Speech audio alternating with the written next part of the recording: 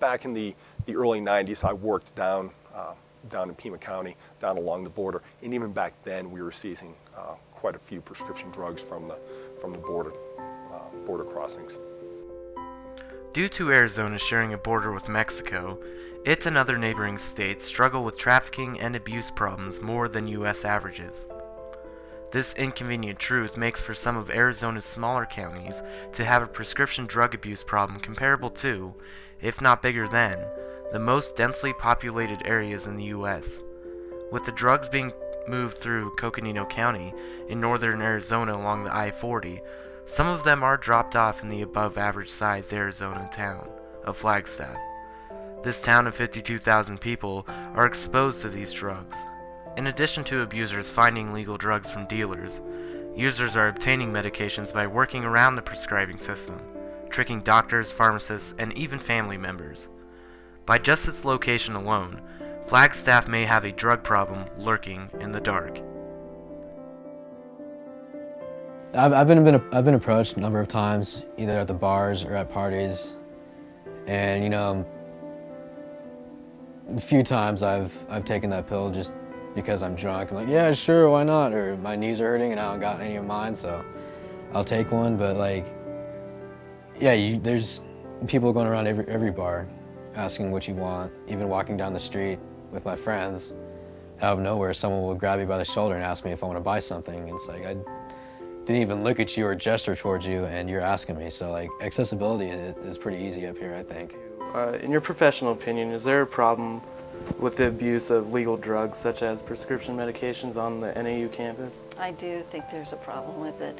It's one of those underground problems, so it doesn't always come to the surface. I'm the substance abuse counselor here at NAU Counseling Center. Students are never referred for that issue, but the students who do come in for alcohol or marijuana violations, many of them admit to the fact that either themselves or their friends use prescription drugs, even if episodically or ongoing. To preload before games, sometimes to just experiment. It's a bigger problem, I think, than people realize. And there have been a number of studies that demonstrated that doctors are not great judges. Unfortunately, many of our patients we're seeing only one time or a couple of times. We don't really know them. We can be fooled, no question about that. And I think one of the things that doctors have to realize is that it's very easy for patients to deceive us. Actually, when people start demonstrating a fair knowledge of these things, we start getting very suspicious. No matter how these legal drugs are obtained, they are being gathered up at a high rate in Coconino County. The county reported that 25.9% of its youth indicated lifetime use of prescription drugs. Coconino's mark is highest in the state.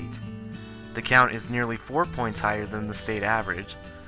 And as a whole, Arizona reported that 27.9% of its population was using prescription drugs, which is the state's second highest abused drug outside of marijuana.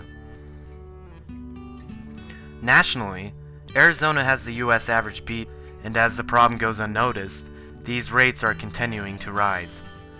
People who know the problem try to educate parents who ignore them, but local kids continue to find a way to get high.